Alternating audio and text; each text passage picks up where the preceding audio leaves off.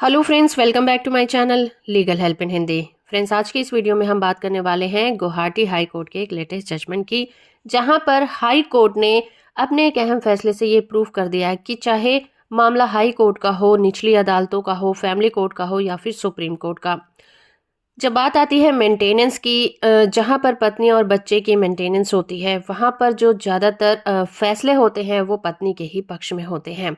कुछ इसी तरह का मामला है आज का भी, जिसमें गुवाहाटी हाई कोर्ट ने कहा कि भले ही पति के पास खाने को पैसे ना हो, भुगतान करने के लिए कोई साधन ना हो, चाहे उसके पास कोई नौकरी हो या फिर ना हो, उसे अपने पत्नी और बच्चों की मेंटेनेंस तो देनी ही पड़ेगी।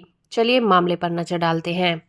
केस टाइटल है Rahim Ali Prodhani versus state of Assam, और इस केस की सुनवाई जस्टिस माला श्री नंदी की बेंच कर रही थी। मामला ये था कि एक फैमिली कोर्ट में पत्नी ने सीआरपीसी के सेक्शन 125 के तहत एक आवेदन दायर किया था मेंटेनेंस के लिए, और ये कहा था कि उसकी शादी मुस्लिम शरीयत कानून के अनुसार हुई है और शादी के बाद वो अपने पति के घर गई और अपना जो भी वैवाहिक दायित्व होता है वो निभाया, और शादी के बाद उनकी एक बेटी भी पैदा हुई। साल 2019 में उसके पति और घर वालों ने उससे 1 लाख रुपए दहेज की मांग की, लेकिन वो नहीं दे सकी तो उसे उसकी बेटी के साथ ससुराल से निकाल दिया गया। जब उसके पास कोई ऑप्शन नहीं था तो वो अपनी बेटी को लेकर अपने माँ बाप के घर चली गई। इसके बाद पत्नी ने अपने और अपनी बेटी की मेंटेनेंस के लिए 5,000 रुपए की डिमांड करते हुए एक याचिका फैमिली कोर्ट में दायर कर दी। ट्रायल कोर्ट ने पति को ये निर्देश दिया कि वो अपनी पत्नी और बेटी को 5,000 रुपए हर महीने मेंटेनेंस के तौर पर देगा। इसी फैसले के खिलाफ पति ने हाई कोर्ट का रुख किया और इस फैसले को रद्द करने के लिए एक याचिका दायर की कि वो इतनी ज्यादा मेंटेनेंस नहीं दे सकता क्योंकि उसके पास नौकरी नहीं है और वो एक दिहाड़ी मजदूरी करता है। अब हाई कोर्ट के सामने ये क्वेश्चन था कि फैमिली कोर्ट के द्वारा दिया गया निर्णय में उन्हें कोई हस्तक्षेप करना चाहिए या फिर नहीं। हाई कोर्ट ने मामले की सुनवाई के दौरान ये पाया कि आमतौर पर जब भी इस तरह के केस होते हैं तो पति की तरफ से ये दलील दी जाती है कि उसके पास कोई भी ऐसा जरिया नहीं है कि वो पैसे चुका सके, उसके पास नौकरी नहीं है, उसका बिजनेस अच्छा नहीं चल रहा है, या फिर उसकी नौकरी चली गई है, वो काम करने के लायक नहीं है।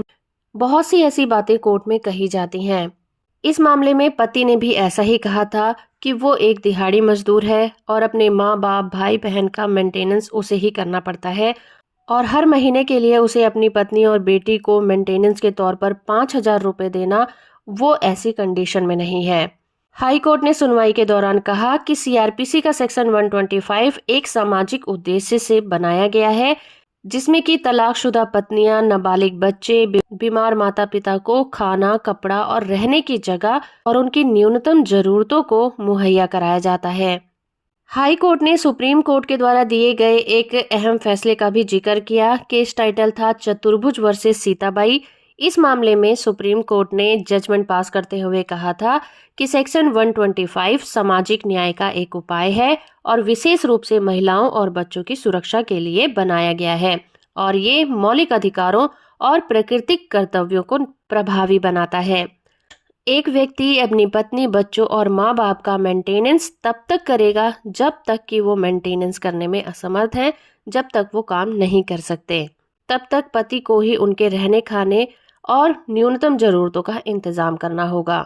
इसी फैसले को देखते हुए हाई कोर्ट ने पति की याचिका को खारिज कर दिया और पति को निर्देश दिया कि वो पत्नी को 3,000 रुपए और अपनी बेटी को 2,000 रुपए यानी कि टोटल 5,000 रुपए का मेंटेनेंस हर महीने अपनी पत्नी को देगा। जजमेंट की पीडीएफ कॉपी का लिंक आपको नीचे डिस्क्रिप्शन में मिल जाएगा, आप वहां से इसे डाउनलोड कर सकते हैं। होप कि आपको ये वीडियो पसंद आया होगा। वीडियो इन्फॉर्मेशन अच्छा लगा है तो आप इस वीडियो को लाइक, शेयर और चैनल को सब्सक्राइब करना बिल्कुल मत भूलिएगा।